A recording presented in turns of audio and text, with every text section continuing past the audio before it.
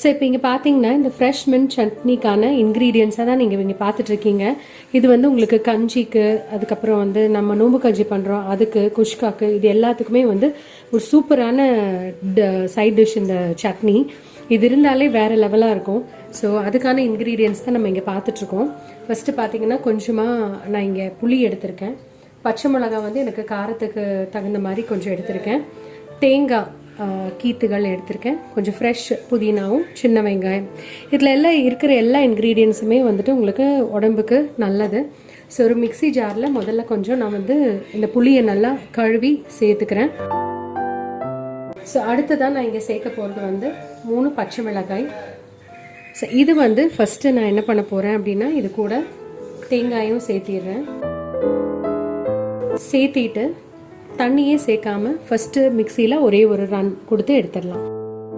So இப்போ பார்த்தீங்க அப்படின்னு பாருங்கள், கொஞ்சம் ஒரே ஒரு கொரக்கரன்னு அரைச்சிக்கிறோம். அடுத்ததாக இதுக்கு தேவையான அளவு உப்பு சேர்க்குறோம். நான் இங்கே கல்லுப்பு சேர்க்குறேன்.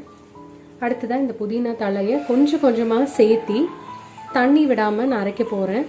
தேவைப்பட்டால் கொஞ்சமாக தண்ணி மட்டும் நான் சேர்க்க போகிறேன். ஸோ இப்போ பாருங்கள், கொஞ்சமாக தண்ணி சேர்த்து அரைச்சோன்னே இந்த நல்லா பாருங்கள் துவையலோட கன்சிஸ்டன்சிக்கு வந்துருச்சு. கடைசி இதுக்கு கொஞ்சமாக நம்ம ஃப்ளேவர் சேர்க்க போகிறோம். ஸோ சின்ன வெங்காயம் சேர்த்து நம்ம மையம் அரைக்க போகிறதில்ல, ஒன்றுக்கும் பாதியாக இதை அடித்து எடுக்க போகிறோம். ஸோ இப்போ பார்த்தீங்கன்னா பாருங்கள், இந்த வெங்காயம் உங்களுக்கு தெரியுது கொஞ்சமாக மையம் அரைப்படல, ஒன்றுக்கும் பாதியாக. ஸோ இப்போ என்ன பண்ணலாம் அப்படின்னா இதை சர்விங் பவுலுக்கு மாற்றிடலாம்.